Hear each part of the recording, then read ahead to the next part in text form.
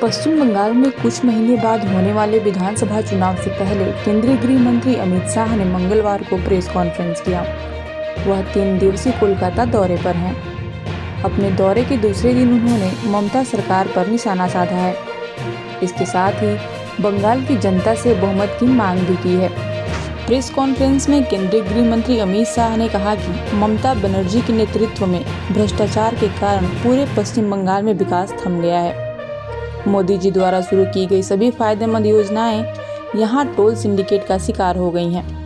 पिछले 14 सालों में डर और भ्रष्टाचार पश्चिम बंगाल की पहचान बन गए हैं। इसके साथ ही उन्होंने और क्या कुछ कहा, सुनिए।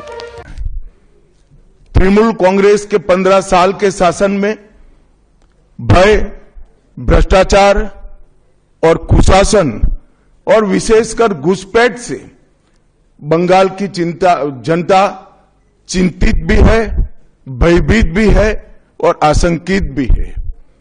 हम भारतीय जनता पार्टी के सभी कार्यकर्ता बंगाल की जनता को आश्वासन भी देना चाहते हैं और वादा भी करना चाहते हैं कि मोदी जी के नेतृत्व में बंगाल में भारतीय जनता पार्टी की सरकार बनने के साथ ही यहां की विरासत को हम पुनर्जीवित करेंगे।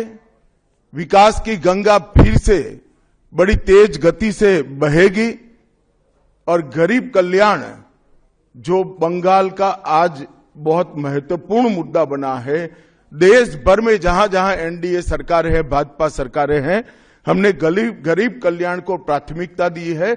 यहां पर भी गरीब कल्याण को प्राथमिकता दी जाएगी।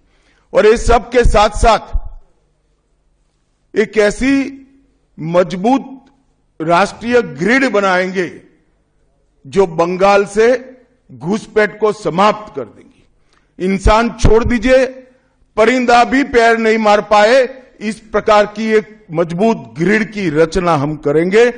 और न केवल घुसपैठ रोकेंगे, सारे घुसपैठियों को चुन चुन कर भारत के बाहर निकालने का काम भी भारतीय जनता पार्टी की बंगाल सरकार बनर्जी के नेतृत्व में भ्रष्टाचार के कारण पूरे बंगाल का विकास एक प्रकार से थम गया है। मोदी जी की सारी लाभकारी योजनाएं जो पूरे देश में गरीबी का उन्मूलन कर रही है, यहां पर टोल सिंडिकेट के भेंट चढ़ चुकी हैं और हर योजना डेड एंड पर पहुंच चुकी है। 14 सालों से भय और भ्रष्टाचार ये बंगाल का पहचान बना हुआ है। बीजेपी सरकार का संकल्प 15 अप्रैल 2026 के बाद जब भाजपा सरकार बनेगी, बंग गौरव, बंग संस्कृति, उसके पुनर्जागरण की हम फिर से शुरुआत करेंगे। और विवेकानंद जी, बंकिम बाबू और गुरुवर टैगोर और श्यामा प्रसाद मुखर्जी के स्वप्न का बंगाल बनाने का हम फिर से एक बार प्रयास करेंगे। और आज मैं फिर से एक बार कहना चाहता हूं, भारतीय जनता पार्टी के लिए ये बंग भूमि बहुत पवित्र और बहुत मायने रखने वाली है, क्योंकि हमारी स्थापना, भारतीय जनता पार्टी की स्थापना, भारतीय जनसंघ की स्थापना यही बंग भूमि के बड़े नेता श्यामा प्रसाद मुखर्जी ने की है।